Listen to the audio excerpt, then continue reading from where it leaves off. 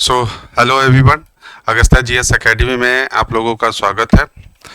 अभी तक के सेशन में आपने साइंस एंड टेक के क्लासेस के बारे में कुछ चीज़ों ने आपने जानकारी हासिल की है, जैसे साइंस टेक का एसए में क्या रोल है, साइंस टेक के क्वेश्चन जो 72 मार्क्स के आते हैं उसमें किस प्रकार से नंबर ज़्यादा से ज़्यादा उठाया जाए, ये सब सारी चीज़ों के बारे में विकास सर ने आपको काफ़ी डिटेल में ये डिस्कस करवाया था। उसी प्रकार से आर के दुबे सर ने लॉन्ग क्वेश्चन पॉलिटी में और शॉर्ट क्वेश्चन पॉलिटी में जो क्वेश्चन पूछे जा रहे हैं उसके आंसर कैसे फॉर्मेटिंग करना चाहिए, कंटेम्प्रेरी इशू जैसे उन्होंने एक मुद्दा उठाया था एसआईआर, ये सब काफ़ी कंटेम्प्रेरी इशू है जो पॉलिटी में आपके 71 बीपीएससी में प्रश्न पूछने की संभावना काफ़ी इम्पोर्टेंट लगता है। ठीक है ना, तो हो सकता है कि ऐसे कंटेम्प्रेरी इशू से जो है वो आपके प्रश्न भी बनेंगे। तो इस प्रकार से बहुत सारे ऐसे चीज फैकल्टी के माध्यम से अलग अलग सब्जेक्ट पे हमने यहाँ पर डिस्कस कराया था। उसी सिलसिले को आगे लेते हुए आज के सेशन के माध्यम से मैं पुनः यहाँ पर हिस्ट्री के सेगमेंट को लेकर आ रहा हूँ, और हिस्ट्री के सेगमेंट में जिन टॉपिक पे आज हमें थोड़ा बहुत डिस्कस करना है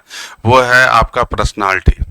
तो जैसा कि आप थंबनेल में अब देख रहे होंगे कि व्यक्तित्व संबंधित प्रश्न, ये व्यक्तित्व संबंधित प्रश्न भी आपके मेंस में पूछे जाते हैं, और सिलेबस में अगर देखें तो स्पष्ट तौर पर सिलेबस में ये लिखा हुआ है कि नेहरू, टैगोर और गांधी, ये तीन ऐसे पर्सनालिटी है जिससे प्रश्न हमेशा पूछा ही जाता है। हालांकि कुछ और भी पर्सनालिटी व्यक्तित्व विशेष से रिलेटेड प्रश्न जो है वो पूछे भी गए हैं, चाहे वो राम मनोहर लोहिया से संबंधित हो या अन्य से संबंधित हो, चाहे वो जयप्रकाश नारायण से संबंधित हो, चाहे वो सुभाष चंद्र बोस से संबंधित है। तो ऐसे व्यक्तित्व से संबंधित प्रश्नों को हम कैसे डील करें, किस प्रकार से लिखें, और ये जो प्रश्न बनता है ये खास तौर पे आप देखिएगा कि इस प्रश्न का जो डिमांड है या तो 19 नंबर के प्रश्न में रहेंगे या 38 नंबर के प्रश्न में रहेंगे।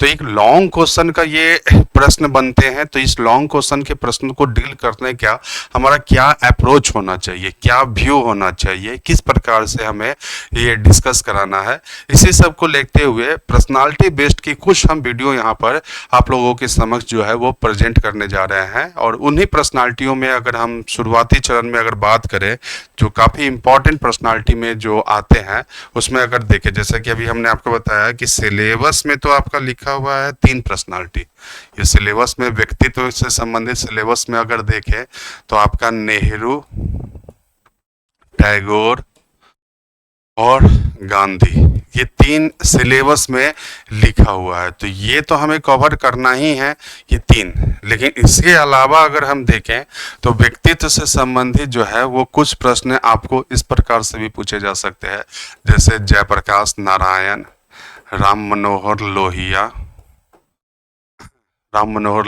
सुभाष चंद्र बोस, ऐसे कई जो है वो राष्ट्रवादी नेताओं के रूप में इनकी भूमिका राष्ट्रीय आंदोलन में किस प्रकार से रहा, ये भी प्रश्न पूछा जा सकता है।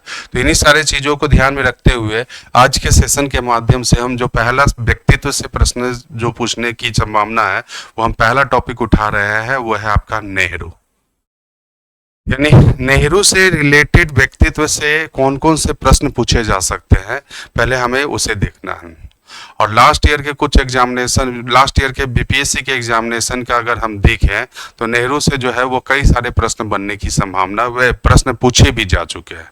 तो उन्हीं सारी चीज़ों को देखते हुए हम नेहरू से संबंधित कुछ चीज़ों पे यहाँ पर डिस्कस करने जा रहे हैं। जैसे नेहरू के संदर्भ में अगर देखें तो आज हम जो आ रहे हैं जिस टॉपिक पे वो है नेहरू और समाजवाद। यानी इसमें हमें डिस्कस क्या क्या करना है, ये सबसे पहले हमें समझना होगा कि नेहरू और समाजवाद कहने का मतलब क्या है, समाजवादी व्यू क्या है, इन सारी चीज़ों पर डिस्कस करेंगे। और राष्ट्रीय आंदोलन में इन्होंने समाजवादी विचारधारा को आगे प्रसारित करने में उन्होंने क्या भूमिका निभाया, इस पर भी हम डिस्कस करेंगे। इसके अलावा अगर देखें तो नेहरू से संबंधित जैसे हमने एक टॉपिक उठाया जैसे नेहरू और समाजवाद, तो नेहरू और समाजवाद पर हम इस पर डिस्कस करेंगे। उसी प्रकार से अगर देखें, ठीक है ना, हाँ मैं एक अनाउंसमेंट फिर से आपको कर दूंगा, ये बैच जो है वो प्रज्ञान बैच जो है वो आपका 8 अक्टूबर से शुरू होने जा रहा है। ये ध्यान रखिएगा, ये 8 अक्टूबर से ये बैच शुरू हो रहा है। इनरोलमेंट और एडमिशन पूरा हो चुका है, लगभग सभी लोग एडमिशन ले चुके हैं। जो लोग छूटे हुए हैं वो अगस्त्या जीएस एकेडमी के ऐप में जाकर आप इसका एडमिशन ये ऐप डाउनलोड कर इसमें बाई नाउ मेंस कोर्स में जाकर इसको आप परचेज कर सकते हैं। ये कोर्स का फीचर जैसे हम बार बार हम लोग बता रहे हैं, चाहे वो विकास सर के माध्यम से हो, आर के दुबे सर के माध्यम से है, कि ये बैच जो है वो फुल्ली जो है वो मेंस ओरिएंटेड बैच है।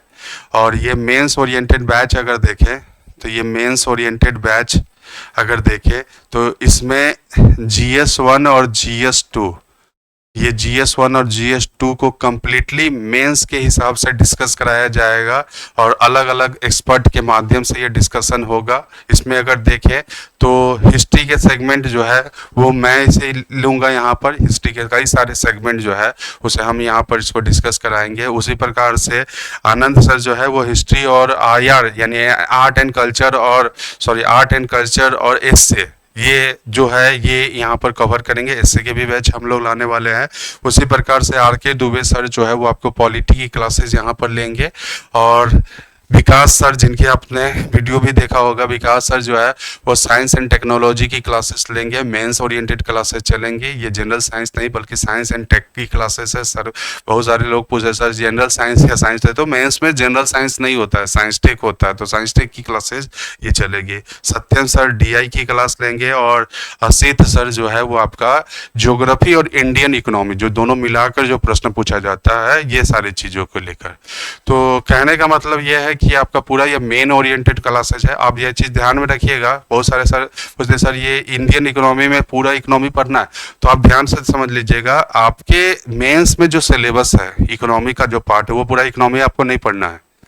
अब जब आप लास्ट ईयर के कुछ क्वेश्चन देखिएगा कि इकोनॉमी के कुछ सेक्शन जो है वो आपसे रिलेटेड है, तो ये ज्योग्राफी और इकोनॉमी मिलाकर क्वेश्चन पूछा जाता है। तो इन सारे चीज़ों पर आने वाली क्लासों पर डिस्कस करेंगे, जिसमें हमने आपको बताया कि इसमें कुछ मेंटोर्स की भी भूमिका रहेंगी जो आप लोगों के आंसर राइटिंग प्रोग्राम में ये शामिल होंगे। ये अपनी अनुभव आप लोगों के समक्ष जो है वो शेयर करेंगे, तैयारी के दौरान उन्हें क्या क्या समस्या आई थी उन सारी चीज़ों पर एक एक कर डिस्कस करेंगे। ठीक है ना। तो ये सारा चीज़ जो है वो आप लोगों का ये प्रज्ञान बैच जो है वो आप लोगों का शुरू होने जा रहा है।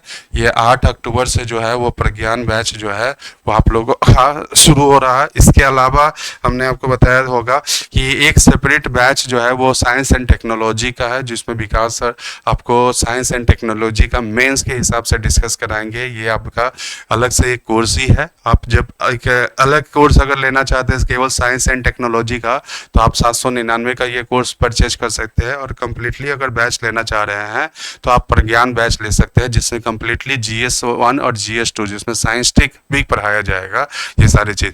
तो 8 अक्टूबर से ये भी बैच लॉन्च हो रही है। आज 5 तारीख हो चुका है, तो बहुत ही कम समय बचा हुआ है। आप लोग जाकर अगस्त्या GS एकेडमी में जाकर जो है इसका ऐप डाउनलोड कर आप इसको परचेज कर सकते हैं। 8 तारीख से आप लोगों की बैचेज जो है वो क्लासेज जो है वो शुरू हो जाएगी। ठीक है ना। ये सारे चीज़ों को लेकर हमने यहाँ पर डिस्कस करा। अब जो हमने यहाँ पे बताया कि नेहरू से संबंधित अगर बात करें तो नेहरू की समाजवादी विचारधारा के संदर्भ में हमें कुछ चीज़ों पे डिस्कस करना हुआ। जैसे अगर हम देखें, सबसे पहली बात तो ये हम इसको 2 रूपों में बांट रहे हैं, इस चीज़ को समझने का प्रयास कीजिएगा। जैसे नेहरू और समाजवाद अगर देखें तो इसमें हमें डिस्कस क्या क्या करना है। सबसे पहले यानी एक हमें राष्ट्रीय आंदोलन के दौरान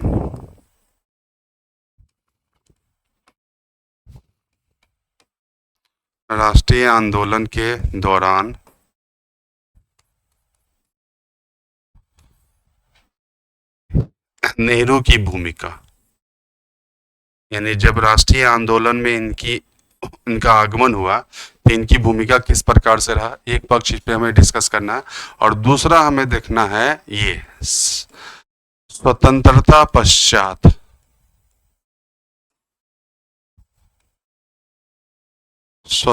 पश्चात भूमिका। तो ये ध्यान से समझिएगा, स्वतंत्रता पश्चात भूमिका। ओके, स्वतंत्रता पश्चात है भूमिका। ठीक है। तो ये जो दो सेगमेंट हम यहाँ पे बांट रहे हैं, ये बेसिकली हम यहाँ पर समाजवाद को लेकर बात कर रहे हैं। यानी नेहरू का जब राष्ट्रीय आंदोलन में प्रवेश हुआ तो एक समाजवादी नेता के रूप में इनका आगमन हुआ। इनका आगमन अगर देखें तो वह समाजवादी नेता के रूप में ये भारतीय राजनीति में प्रवेश करते हैं। कई ऐसे उदाहरण जो है वो इनके समाजवादी नेता को दर्शाता है, जो सारे चीज़ों पर हम यहाँ पर डिस्कस करेंगे। और जब देश आज़ाद हुआ और देश आज़ाद होने के पश्चात देश के प्रथम प्रधानमंत्री बने, तो क्या ये एक समाजवादी नेता से ही प्रेरित थे या समाजवाद को इन्होंने त्याग दिया? क्या भारत एक समाजवादी राष्ट्र के रूप में, जैसे कम्युनिस्ट राष्ट्र के रूप में उभरा, या किस रूप में है, ये हमें इसको समझना होगा। तो राष्ट्रीय आंदोलन के दौरान इनकी जो भूमिका है, इन्होंने जिस प्रकार से समाजवाद को लाने का प्रयास किया, क्या वही दृष्टिकोण जो है वो आज़ादी के पश्चात जो है वो उभर कर आता है? तो हमें ये टॉपिक जो है, ये समाजवाद को लेकर हमें यहाँ पर ये डिस्कस करना है। अब लास्ट ईयर के जब क्वेश्चन में उठाइएगा तो आप देखिएगा कि इस प्रकार का प्रश्न जो है ये इनका पूछा जा चुका है। इस प्रकार का प्रश्न जो है ये इनसे रिलेटेड जो है वो पूछा ही गया है। जैसे मेरे ख्याल से 66 या 67 बीपीएससी में एक क्वेश्चन पूछा गया है, नेहरू और धर्मनिरपेक्षता। इस प्रकार से जोड़कर, तो हम इसी प्रकार से क्वेश्चन यहाँ पर टॉपिक बनाएंगे। टॉपिक, बहुत सारे टॉपिक जो है वो नेहरू से रिलेटेड आ सकता है। जैसे नेहरू से अगर हम बात करें तो नेहरू से कई सारे डायमेंशन जो है वो उभर कर आएगा, जो आपके पर्सनालिटी बेस्ड क्वेश्चन पे निकल कर आएगा। जैसे नेहरू के संदर्भ में एक पर्सनालिटी बेस्ड, यानी नेहरू के संदर्भ में एक मुद्दा हमने उठाया, नेहरू और समाजवाद। नेहरू और समाजवाद, तो ये उठाया। उसी प्रकार से एक प्रश्न बन सकता है इस प्रकार से, नेहरू और धर्मनिरपेक्षता। यानी नेहरू और धर्मनिरपेक्षता, एक प्रश्न ये भी बन सकता है इस प्रकार से। देन इसके पश्चात अगर देखें तो एक प्रश्न ये भी बन सकता है, नेहरू और राष्ट्र राज्य निर्माण, यानी स्वतंत्रता के पश्चात राष्ट्र राज्य निर्माण किस प्रकार से हुआ, ये भी एक प्रश्न बन सकता है। ये जो पार्ट है ये भी आपका सिलेबस का ही पार्ट है। ये क्वेश्चन पूछा जा चुका है एक आध बार, इस पे कई सारे प्रश्न निकल, यानी कि इन्होंने राष्ट्र राज्य निर्माण में इनकी क्या क्या रोल रहा, किस प्रकार से स्वतंत्रता के पश्चात इन्होंने एक नेशनल बिल्ड का कॉन्सेप्ट लेकर आए, और इस नेशनल बिल्ड को कॉन्सेप्ट लाने के लिए इन्होंने कई क्षेत्रों में कार्य किया। जैसे इन्होंने आर्थिक क्षेत्र में भी इन्होंने कार्य किया, इन्होंने सामाजिक क्षेत्र में भी इन्होंने कार्य किया, इन्होंने राजनीतिक क्षेत्र में भी कार्य किया, वैदेशिक क्षेत्र में भी इन्होंने कार्य किया, सांस्कृतिक क्षेत्र में भी, ठीक ना, सांस्कृतिक क्षेत्र में भी इनके द्वारा पहल किया गया। ऐसे कई से विज्ञान और टेक्नोलॉजी के क्षेत्र में भी पहल किया गया, ये विज्ञान और प्रौद्योगिकी के क्षेत्र में भी पहल किया गया, विज्ञान और प्रौद्योगिकी के क्षेत्र में भी पहल किया गया। ठीक है, तो ये सभी चीज जो है वो राष्ट्र निर्माण के संदर्भ में निकल कर आता है। तो आज के सेशन के माध्यम से हमने आपको एक शॉर्ट में एक चीज ये बताने का प्रयास किया कि व्यक्तित्व से संबंधित जो है वो प्रश्न किस प्रकार से पूछे जा सकते हैं। यानी एक अगर हमने व्यक्तित्व को उठाया है नेहरू को लेकर, तो नेहरू से इतने सारे डायमेंशन से प्रश्न बनने की संभावना है, जो सारे प्रश्नों को आने वाले क्लासेस के माध्यम से हम इसको डील करने का प्रयास करेंगे। उसी प्रकार से अगर हम गांधी देखें तो गांधी के कई सारे व्यू जो है वो पर्सनालिटी का क्वेश्चन बन सकता है और पूछा भी जा सकता है, पूछा भी गया है। जैसे गांधी का दर्शन, गांधी और धर्म, इस प्रकार से कई सारे, गांधी की राजनीतिक विचारधारा, ये से गांधी की रहस्यात्मक विचारधारा, ऐसे कई सारे प्रश्न जो है वो पूछा जा चुका है गांधी से रिलेटेड। टैगोर से भी अगर देखें तो टैगोर का भी कई ऐसे प्रश्न पूछे गए हैं, जैसे टैगोर का सांस्कृतिक क्षेत्र में योगदान हो, टैगोर का राष्ट्रीय आंदोलन में भूमिका, टैगोर ने किस प्रकार से राष्ट्रीय राष्ट्रवाद को मजबूत करने में अपना रोल निभाया, यानी उन्होंने किस प्रकार से राष्ट्रवाद को परिभाषित किया। ये सभी प्रश्न जो है वो आपको पर्सनालिटी से रिलेटेड क्वेश्चन पूछा गया है, जो आपके सिलेबस के हिसाब से जो बताया गया है वो हमने बताया। सिलेबस के बियॉन्ड जो सिलेबस में डिस्कस नहीं है, जो मेंशन नहीं किया गया है, लेकिन कभी कभी प्रश्न वहां से भी पूछे जाते हैं, जैसे सुभाष चंद्र बोस। सुभाष चंद्र बोस के संदर्भ में एक क्वेश्चन है, सुभाष चंद्र बोस और आईएनए जयप्रकाश नारायण। जयप्रकाश नारायण से एक प्रश्न पूछा जाता है, जयप्रकाश नारायण और आजाद दस्ता। तो इन सारे चीजों पर हमें एक एक करके डिस्कस करना है, ठीक है। तो आज का जो सेशन था ये एक ओरिएंटेशन था पर्सनालिटी बेस्ड को लेकर। इस पर्सनालिटी बेस्ड में हम सबसे पहला जो सेशन शुरू करने जा रहे हैं वो है आपका नेहरू को लेकर, और नेहरू के संदर्भ में जो हमने डायमेंशन बताया, इतने सारे डायमेंशन जो है वो नेहरू के संदर्भ में जो निकल कर आता है वो सारे डायमेंशन पर आने वाले क्लासेस पे हमें डिस्कस करना है। जैसे नेहरू के संदर्भ में अगर हम बात करें तो नेहरू के संदर्भ में हमने एक पहला मुद्दा भी उठाया है, नेहरू और समाजवाद। तो ये पहला टॉपिक आपका आज बनेगा, जो नेक्स्ट वीडियो में हम इस पे डिस्कस करेंगे। और ये समाजवाद को कई सारे प्रश्नों से, इस पे हम प्रश्न के हिसाब से भी डिस्कस कराएंगे, जो प्रश्न आपसे पूछे गए हैं उसके हिसाब से भी हम यहाँ पर डिस्कस करेंगे। अब जैसे समाजवाद अगर हमको डिस्कस करना है तो समाजवाद में हम इसको इस प्रकार से बताएंगे नेहरू का। जैसे भारतीय राजनीति में अगर नेहरू का अगर देखें तो इनका सक्रियता जो है वो 1920 के पश्चात शुरू हो जाता है।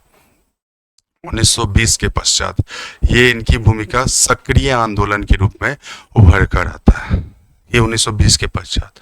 हालांकि इनका राजनीति में प्रवेश तो ऐसा कहा जाता है कि 1912 में ही हो गया था, बांकीपुर अधिवेशन में एक प्रतिनिधि के रूप में ये कांग्रेस की तरफ से शामिल हुए थे। लेकिन असहयोग आंदोलन के पश्चात, खासतौर पर साइमन आयोग के समय इनकी सक्रियता हुआ। तो ये जब राष्ट्रीय आंदोलन से जुड़ते हैं तो इन्होंने अपनी भूमिका जो है वो एक समाजवादी नेता के रूप में उठाया, अपनी भूमिका निभाया। अब इसमें अगर हम देखें तो समाजवाद 1885 से लेकर 1947, जिसको कहा गया राष्ट्रीय आंदोलन, यानी राष्ट्रीय आंदोलन में इनका समाजवाद का क्या रोल रहा, एक प्रश्न ये बन जाता है। और दूसरा अगर देखें तो 1947 के पश्चात जो है वो, यानी कि समाजवाद को हम दो डायमेंशन में बांटेंगे, एक राष्ट्रीय आंदोलन के दौरान नेहरू की समाजवादी विचारधारा, और राष्ट्रीय आंदोलन के पश्चात यानी स्वतंत्रता के पश्चात जो है वो नेहरू की समाजवादी विचारधारा। उसी प्रकार से नेहरू से अगर हम दूसरा मुद्दा उठा रहे हैं वो है धर्मनिरपेक्षता। तो ये धर्मनिरपेक्षता भी हम यहाँ पर इसको दो प्रकार से बांटेंगे। ये धर्मनिरपेक्षता में भी हम आएंगे, यानी 1885 से, यानी राष्ट्रीय आंदोलन के दौरान इनकी धर्म के संदर्भ में यानी क्या विचार रहा, और स्वतंत्रता के पश्चात 1947 के पश्चात इनका धर्म के संदर्भ में क्या क्या योगदान रहा, इस पे भी हम डिस्कस करेंगे। तो ये दो डायमेंशन जो है ये इनका निकल कर आता है। और एक हमने एक डायमेंशन बताया था राष्ट्र राज्य निर्माण को लेकर। जैसे एक हमने आपको बताया कि नेहरू के संदर्भ में एक और मुद्दा जो निकल कर आता है वो है आपका राष्ट्र राज्य निर्माण। तो ये जो राष्ट्र राज्य निर्माण है, तो ये राष्ट्र राज्य निर्माण भी हम यहाँ पर डिस्कस कराएंगे। तो ये स्वतंत्रता के पश्चात का ये आधार है, और इससे भी क्वेश्चन पूछे जा चुके हैं। नेहरू की विदेश नीति से क्वेश्चन पूछे जा चुके हैं। एक तरह से ये टॉपिक देखें तो नेशन बिल्ड जो है वो आपका पोस्ट इंडिपेंडेंट का टॉपिक है जो यहाँ पर डिस्कस करेंगे, ठीक है। तो ये एक हमने यहाँ पर इसको लेकर चले। अब नेक्स्ट सेशन के माध्यम से पहला टॉपिक जो हम उठाने जा रहे हैं वो आपका टॉपिक जो है वो आपका यही है, ठीक है। तो नेक्स्ट वीडियो में हम आएंगे नेहरू और समाजवाद को लेकर, और नेहरू और समाजवाद के दौरान जो है वो सारे चीज़ों को हमने डिस्कस करवाएंगे यहाँ पर सारी चीज़। तो अभी तक जो हमने हिस्ट्री की जो क्लासेस लिया था उस हिस्ट्री की क्लासेस के माध्यम से हमने आपको टेलवर्ड्स प्रश्नों की मांग किस प्रकार से उठाया गया, ऐसे चीज़ों पे हमने डिस्कस कराया, इन सारी चीज़ों को लेकर। अब आने वाले वीडियो के माध्यम से जो यहाँ पर आपकी जो क्लासेस चलेगी यूट्यूब पे, जो क्लासेस हम लेंगे उस क्लासेस के दौरान जो है वो आंसर फॉर्मेटिंग का हम बताएंगे। हमने आंसर का सारे डायमेंशन, प्रश्नों का सारे डायमेंशन को हमने आपको बताया कि कैसे टेलवर्ड्स के प्रश्नों को आंसर लिखना है। अलग अलग कैटेगरी के माध्यम से टेलवर्ड्स को बांटे थे। शॉर्ट नोट्स में किस प्रकार से होना चाहिए, फ्लो चार्ट डायग्राम कैसे बनना चाहिए, ये सारे चीज़ों को डिस्कस करा दिया। अब नेक्स्ट वीडियो के माध्यम से आपकी जो क्लासेज जो होगी, एक तो थ्योरी बेस्ड क्लासेज चलती रहेगी इस प्रकार से, जैसे नेहरू का समाजवाद हुआ, नेहरू का धर्मनिरपेक्षता हुआ, अलग अलग टॉपिक हम मेंस ओरिएंटेड टॉपिक को भी लेकर आएंगे। और साथ ही साथ दूसरा जो है वो आपका मॉडल को आंसर भी यहाँ पर निकाला जाएगा, यानी कि मॉडल आंसर से भी आपको, यानी कि किसी भी प्रश्नों का आपका यहाँ आंसर फॉर्मेटिंग कराया जाएगा, जो आपका PYQ बेस्ड क्वेश्चन रहेंगे और साथ ही साथ अलग भी रहेंगे। ठीक है, तो आज सेशन को हम यहीं पर एंड करते हैं। फिर मैं यहाँ पर एक अनाउंस कर दूँ, फिर है आपको मेरा ये कम्प्लीटली प्रज्ञान बैच आपका शुरू होने जा रहा है 8 अक्टूबर से। इस बैच की फैसिलिटीज मैं फिर से आपको बता दूं, इस बैच की सबसे बड़ा फैसिलिटी जो है, ये एक्सपर्ट लोग जो है वो अपने अपने क्षेत्र में काफ़ी अनुभवी लोग हैं, अनुभवशील व्यक्ति है, जो अपने अनुभव के आधार पर अपने अपने सब्जेक्टों पर ये डिस्कस कराएंगे। सब्जेक्ट का अगर फीचर अगर देखें तो ये आपका रिकॉर्डेड और लाइव दोनों क्लासेस रहेगी, theory based answer formulation classes रहेगी, कॉन्सेप्चुअल बेस्ड क्लासेस रहेगी, थ्योरी बेस्ड क्लास रहेगी और 1-to-1 मेंटोरशिप भी रहेगी। ये सारे चीज़ जो है ये आपका है, आप ये चीज़ ध्यान रखिएगा। मैं बार बार आप लोगों को, जैसे बहुत सारे लड़कियों का सर ये मैसेज भी आता है कि सर ये तो 71 का है, मेरा 71 अच्छा नहीं गया है, मैं तो 72 की तैयारी में लग रहा हूँ। तो ये ध्यान रखिएगा कि ये 71, 72, 73 सभी के लिए सिलेबस अकॉर्डिंग पढ़ाई किया, यहाँ पर कोर्स डिजाइन किया गया, ना कि गेस वाला कि 71 में क्या क्या पूछने की संभावना। अगर गेस वाला रहता तो ना लंबा ड्यूरेशन भी हम लोग लेके नहीं चलते, 1 से 2 महीने में ये पूरा बैच कंप्लीट करवा देते थे। तो ये 71, 72, 73 सभी के लिए हेल्पफुल ये बैच होगा। ये प्रज्ञान बैच जो है ये आपका, इसमें जो मेन फोकस हम लोगों का है वो है आपका आंसर राइटिंग प्रोग्राम को लेकर। हम लोग यहाँ अलग अलग फैकल्टी के माध्यम से आंसर राइटिंग प्रोग्राम पर ज़्यादा से ज़्यादा फोकस करेंगे। थ्योरी बेस्ड तो क्लासेस चलती ही रहेगी, आंसर फॉर्मेटिंग क्लासेस पे भी ज़्यादा इस पर फोकस करेंगे। तो जल्द से जल्द जाकर इसको इनरोल कर लीजिएगा। 8 अक्टूबर से ये आपका बैच शुरू हो रहा है, 8 अक्टूबर से ये सारा आपका बैच शुरू हो रहा है, जिसमें GS1 और GS2 दोनों GS1 और GS2 दोनों की क्लासेस जो है वो कराई जाएगी। ये ध्यान रखिएगा, ये 8 अक्टूबर से ये बैच है।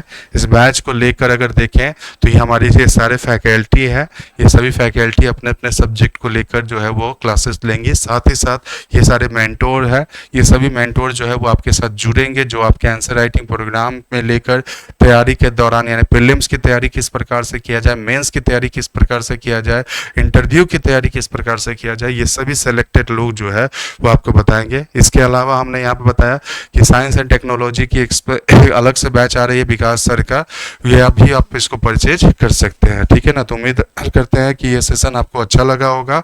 कल से जो है वो आपकी जो नेक्स्ट वीडियो जो आएगी उसमें नेहरू और समाजवाद पर हम डिस्कस करेंगे। तो सेशन को आज यहीं पर एंड करते हैं। Okay, thank you.